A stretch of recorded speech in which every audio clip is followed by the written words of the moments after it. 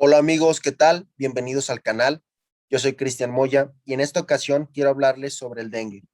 Los puntos que vamos a tratar en este video son los siguientes. Vamos a ver qué es el dengue, aspectos microbiológicos tanto del virus como del vector del dengue, epidemiología de la enfermedad, cómo se transmite el dengue, cuáles son sus signos y síntomas y por último la fisiopatología de las manifestaciones clínicas. Cabe aclarar que esta es la primera parte del tema del dengue. Haré un próximo video en el que explicaré tanto diagnóstico, tratamiento y prevención de la enfermedad. Comenzando con el primer punto, ¿qué es el dengue? El dengue es una enfermedad vírica febril aguda transmitida por mosquitos. Los mosquitos mayormente asociados a la transmisión de esta enfermedad es el mosquito Aedes aegypti, este mosquito que pueden ver ustedes en la imagen, que va a estar caracterizado por tener en sus patas estos puntos blancos. Cabe aclarar que el mosquito que transmite esta enfermedad son las hembras y no los machos, y esta es una enfermedad tropical reemergente de las más importantes a nivel mundial. Alrededor de 390 millones de personas cada año se infectan por dengue. Hablando sobre la microbiología de esta enfermedad, el dengue es considerado un arbovirus. Esto quiere decir que es un virus que es transmitido por un artrópodo. En este caso, son los mosquitos los que transmiten el virus. Pertenecen a la familia Fливaviridae y al grupo Flavivirus. Tiene 4 serotipos que van del 1 al 4. De estos 4, el 2 es el que se asocia a una mayor infectividad y a una mayor gravedad de la enfermedad. Es transmitido por mosquitos, principalmente por Aedes aegypti, como ya comentamos, pero también puede ser transmitido por Aedes albopictus y Aedes polinesiensis. Y como ya comentamos, es transmitido por hembras. Hablando de los aspectos microbiológicos del virus, es un virus eicosaédrico, esférico, cubierto con una envoltura, tiene un diámetro aproximado de 500 angstrom, 11 kilobases en sentido positivo, es un virus de RNA monocatenario y tiene 10 proteínas. 3 de estas son proteínas estructurales, la M que hace referencia a la membrana, E de envoltura y C de cápside, y proteínas no estructurales que van desde el 1 al 5. Estas proteínas no estructurales son de vital importancia para que el virus pueda llevar a cabo los procesos de replicación viral dentro de las células que infecta. Hablando de la epidemiología del dengue, esta va a tener una distribución amplia, sobre todo en países trópicos y subtrópicos, afectando zonas como América Central, Centroamérica, perdón, Sudamérica, algunas regiones del Pacífico, ciertas regiones de África y el sudeste de Asia. Alrededor de 3.6 billones de personas a nivel mundial viven en áreas de riesgo de dengue, lo cual hace que más de la mitad de la población a nivel mundial esté expuesto a este virus. Cada año ocurren alrededor de 390 millones de infecciones y de estas, 96 millones son infecciones sintomáticas, van a desarrollar síntomas, 2 millones van a tener casos severos y 21,000 van a morir. Hablando de la transmisión, ya vimos que el mosquito Aedes aegypti es el responsable de transmitir la enfermedad, es una enfermedad zoonótica. Esto quiere decir que un animal va a poder infectar a un humano y de igual manera un humano va a poder infectar a un animal. En este caso, el mosquito Aedes aegypti, cuando pica a una persona que se encuentra enferma en una fase febril o fase virémica, va a adquirir sangre de esta persona que se encuentra infectada. Una vez que consume esta sangre junto con los virus del dengue van a viajar por todo el cuerpo del mosquito hasta llegar al intestino medio de este mosquito. Tras pasar aproximadamente 8 a 10 días después de la ingesta de la sangre infectada, este virus va a viajar hacia las glándulas salivares del mosquito. Y una vez que se encuentra en las glándulas salivares del mosquito, este mosquito, una vez que pica a otra persona sana, puede transmitir la enfermedad del mosquito a la persona sana. De esa manera, la persona sana se infecta y alrededor de 4 a 7 días va a desarrollar síntomas de dengue. Cabe aclarar aquí que el periodo de incubación en un rango general va de los 3 días a los 14 días después de la transmisión de la enfermedad. Sin embargo, como promedio es de 4 a 7 días. Algo interesante a mencionarles es que los mosquitos hembras que transmiten la enfermedad, viven aproximadamente una semana. ¿Cuáles son los signos y síntomas del dengue? Lo más característico del dengue va a ser el dolor retroocular.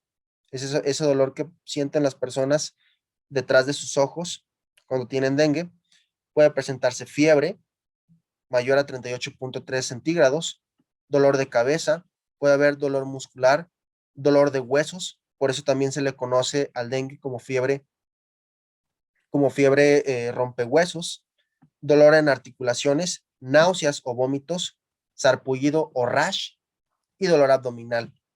Además, algunos pacientes en estadios un poco más avanzados pueden tener también hemorragias, pueden tener epistaxis, hemorragias en mucosas, en encías, por ejemplo, lo cual nos habla ya más de una fiebre hemorrágica de dengue. Hablando de la clasificación de la severidad de esta enfermedad, la clasificación se va a basar en la OMS. Hay dos clasificaciones, la clasificación de 1997 y la clasificación más actual del 2009.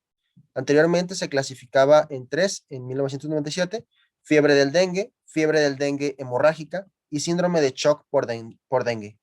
En fiebre del dengue son todos los síntomas que les acabo de mencionar, pero lo característico va a ser la fiebre. Vamos a tener fiebre y además náuseas, vómitos, dolor de cabeza, dolores musculares, dolores articulares, el rash que comentamos. En fiebre del dengue hemorrágico van a ser características el sangrado en mucosas, sangrado gingival, por ejemplo, en las encías, epistaxis, sangrado del tubo digestivo, puede haber hematuria, metrorragia, etcétera. Y en síndrome de shock por dengue, en este caso, va a haber señales de extravasación plasmática. En este caso, los pacientes pueden tener acumulación de líquidos en la cavidad abdominal, a lo que conocemos como ascitis. Puede haber acumulación de líquido en pleura, a lo que llamamos efusión pleural. Y en este caso, los pacientes pueden desarrollar hipotensión, por lo mismo de que se trata de un shock, lo cual puede afectar a múltiples órganos.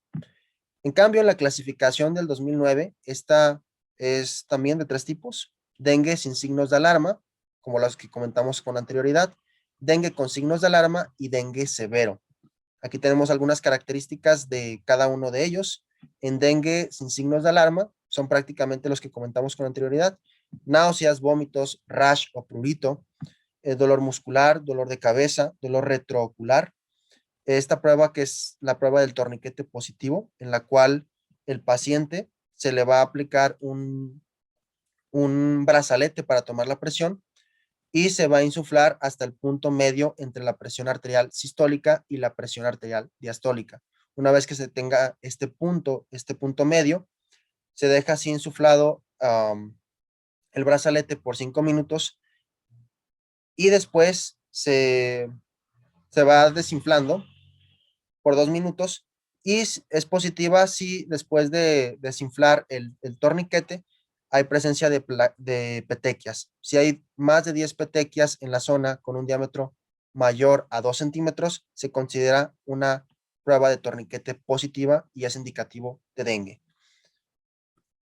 Además, en los signos para confirmar el dengue, tenemos que hacer una prueba laboratorial, que más adelante les comentaré en el próximo video, pero se puede hacer una prueba tanto serológica, una prueba molecular como la PCR, o incluso la detección de antígenos, como es el caso del antígeno NS1. Esto es dengue sin signos de alarma. Con signos de alarma, los signos de alarma del dengue son los siguientes: tenemos dolor abdominal o hipersensibilidad abdominal, vómitos persistentes, la acumulación clínica de fluidos, que puede ser tanto en cavidad abdominal como a nivel pulmonar, datos de hemorragia en mucosas, letargia, hepatomegalia de más de 2 centímetros y un aumento en el hematocrito, que este tiende a ser mayor o igual al 20%, acompañado de una disminución de plaquetas, es decir, una trombocitopenia. El dengue severo, además de todo lo anterior, va a estar caracterizado por una fuga plasmática severa que conlleva a un shock sindromático. Puede haber acumulación de líquidos a nivel pulmonar que nos conlleve a un síndrome de estrés respiratorio agudo. Es una complicación muy grave de esta enfermedad.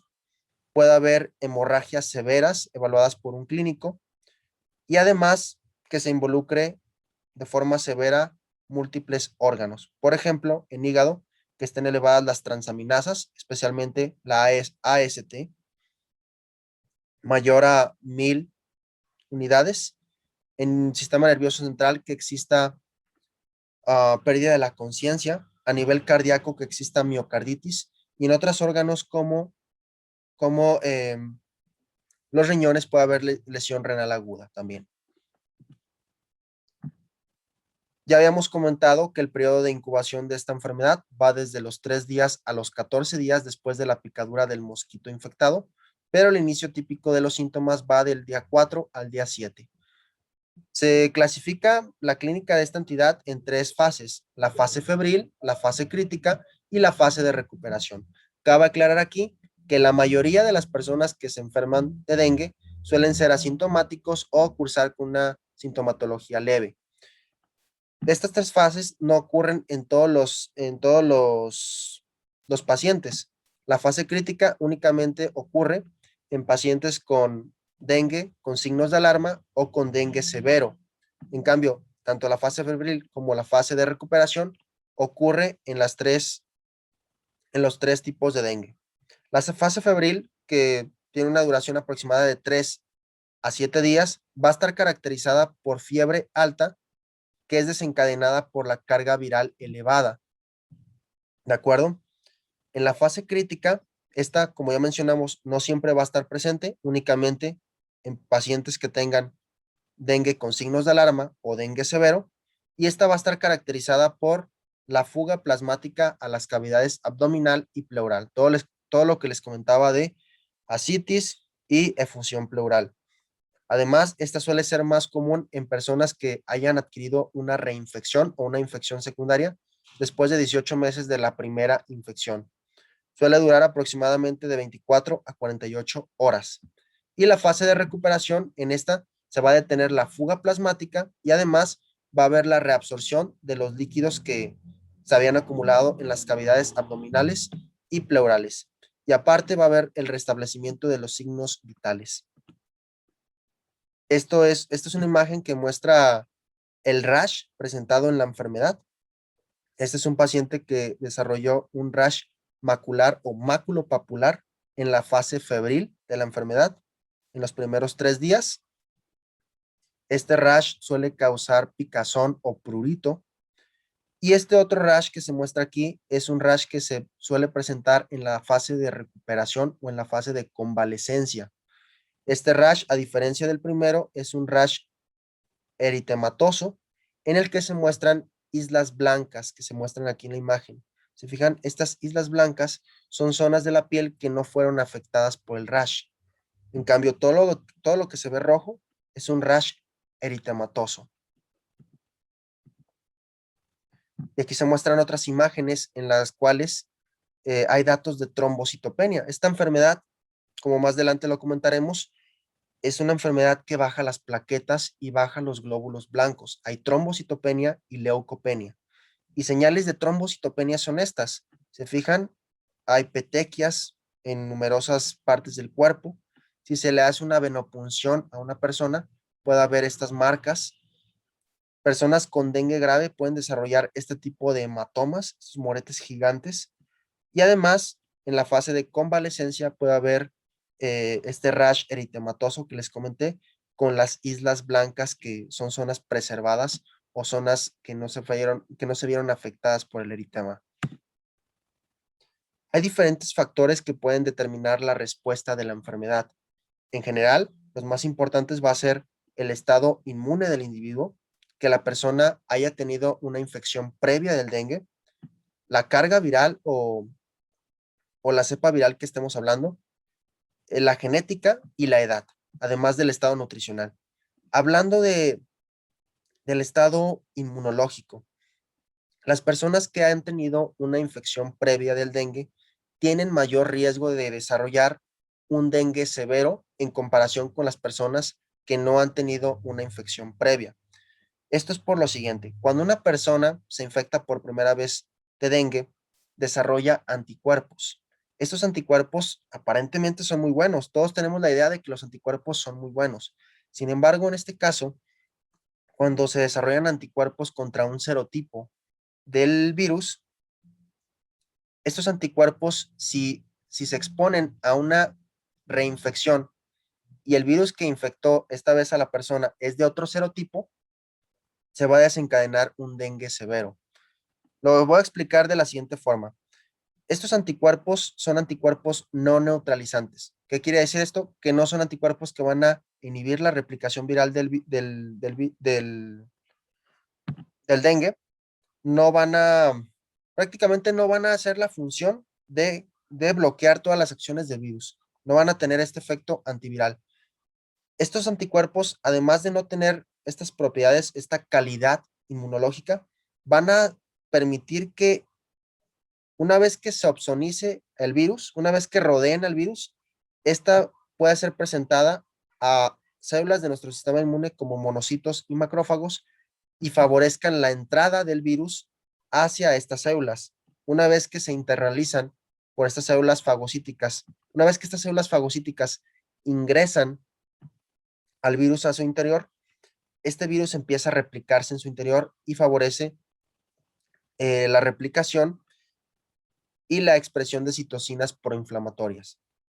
Estas citocinas proinflamatorias generan un estado de inflamación sistémica, lo cual empeora clínicamente al paciente y se desarrolla un dengue severo.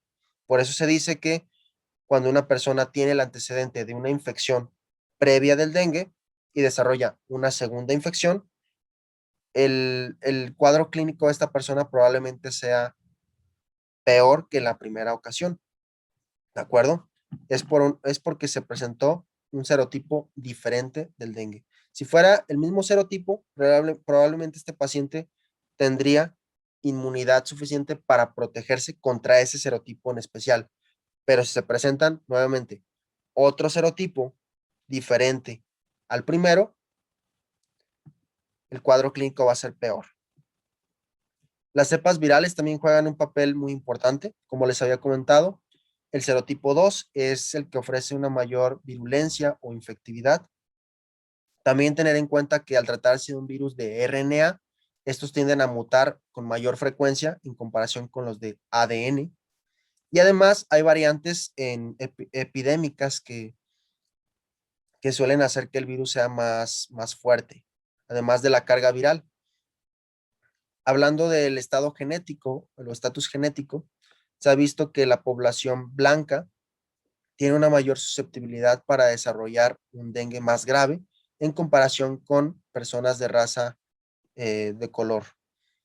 La edad va a ser también un factor muy importante. Personas de edad avanzada tienden a desarrollar una mayor severidad en la enfermedad, además de la presencia de comorbilidades como diabetes mellitus, enfermedades cardiovasculares y enfermedades pulmonares. Todos estos factores hacen que la persona pueda tener una mayor severidad en la enfermedad. A su vez, las personas muy jóvenes, los niños, también pueden tener una mayor severidad en la enfermedad, sobre todo si estos niños durante el embarazo su madre se infectó y le transmitió anticuerpos al bebé. Si la madre le transmite anticuerpos al bebé, pasa algo similar con lo que expliqué aquí anteriormente. Estos anticuerpos son anticuerpos no neutralizantes que pueden favorecer la captación de, del virus hacia las células del sistema inmune y aquí se empieza a replicar y se da la producción de citocinas proinflamatorias. Y por último, el estado nutricional también juega un papel importante en la respuesta a la enfermedad. Curiosamente, las personas que tienen un estado nutricional malo, que estén malnutridos, tienen mayor protección en comparación con aquellas personas que sí tienen un buen estado nutricional. Por último, hablando de la fisiopatología de las manifestaciones clínicas, esta entidad va a estar caracterizada por una disfunción transitoria del endotelio capilar. Para que se pueda llevar a cabo esta extravasación plasmática que les comentaba, que es la causa del shock en el dengue, en el síndrome del shock por dengue, debe haber una disfunción transitoria del endotelio capilar. Para que se dé esta disfunción transitoria del endotelio capilar, hay numerosos factores mediadores que favorecen que el endotelio se vuelva más permeable y de esa forma el plasma se extravase. Entre estos factores, los más importantes van a ser el antígeno NS1. Este antígeno NS1 tiene la capacidad de unirse al receptor TLR4 y una vez que se une a este receptor TLR4, induce la producción de citocinas proinflamatorias, como es el caso de la interleucina 2, el TNF-alfa, la interleucina 8, el interferón gamma, y todas estas moléculas van a ser citocinas proinflamatorias que favorezcan la permeabilidad del endotelio celular. Además, este NS1, este antígeno NS1, tiene la capacidad de unirse al heparansulfato, que es un componente del glucocálix del endotelio capilar, y esto va a favorecer también que se dé esta disrupción y se favorezca la permeabilidad vascular. Además, los mismos macrófagos infectados por el virus pueden activar a otras células como los linfocitos T y estos también van a precipitar la expresión de citocinas proinflamatorias para que se dé un estado de vasodilatación. Hay liberación de óxido nítrico que de igual manera es un agente vasodilatador y hay liberación de otros mediadores inflamatorios. Todo esto hace que el endotelio capilar se vuelva más permeable y sea más fácil la pérdida de plasma. Esta pérdida de plasma hace que este plasma se acumule en cavidades donde no debe de estar, como es el caso de la cavidad abdominal o, o en los pulmones, y genere efusiones pleurales y ascitis. Además, se ha visto que los pacientes con dengue, sobre todo con dengue severo, desarrollan proteinuria y albuminuria, por lo mismo de que en los glomérulos hay capilares glomerulares que pueden verse influenciados por los mismos mecanismos que acabo de comentar.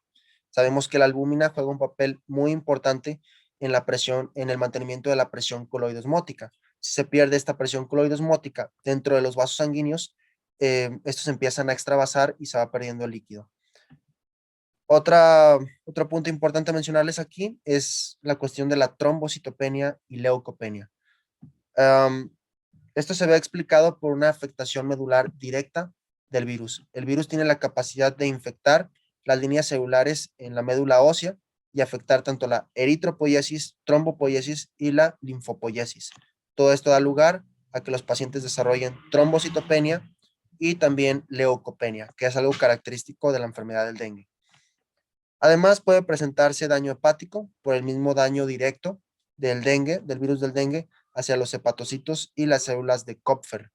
Además, se pueden desarrollar unos cuerpos patognomónicos llamados cuerpos de Consilman, que son característicos tanto del dengue como de la fiebre amarilla y algunos tipos de hepatitis. Puede presentarse en raras ocasiones encefalitis. Esto es provocado precisamente por la invasión directa del virus hacia el sistema nervioso central y la inflamación del parénquima cerebral. Y esto es lo que les comentaba con anterioridad, con mayor detalle. Fíjense aquí, el, cuando un virus se presenta en nuestro organismo y hay anticuerpos no neutralizantes, estos anticuerpos no neutralizantes tienen la capacidad de fijarse al virus. Una vez que se fijan al virus y estos no muestran una buena calidad ni hay una buena cantidad de estos anticuerpos, estos van a presentarlos a otras células como los monocitos y macrófagos. Estas células son células fagocíticas que gracias a los receptores de la fracción cristalizable, a fin de cuentas, es una porción del anticuerpo que todo anticuerpo tiene, permite que estas células fagocíticas puedan internalizar al virus y una vez que lo internalizan, lo van a fagocitar. Ya una vez fagocitado, el virus se libera de estos anticuerpos y empieza a replicarse en su interior. Esto explica por qué las personas que previamente tuvieron una infección primaria, si adquieren una infección secundaria o una reinfección de otro tipo de serotipo, van a desarrollar un dengue severo o de mayor gravedad en comparación con la primera infección. Y bueno, esto ha sido todo por hoy. Espero que el video te haya gustado. Si fue así, déjame tu like y comentario. No olvides suscribirte al canal y activar la campanita de notificaciones para que no te pierdas de próximos videos. Si tienes alguna duda o pregunta, escríbela en el área de comentarios y con gusto te responderé.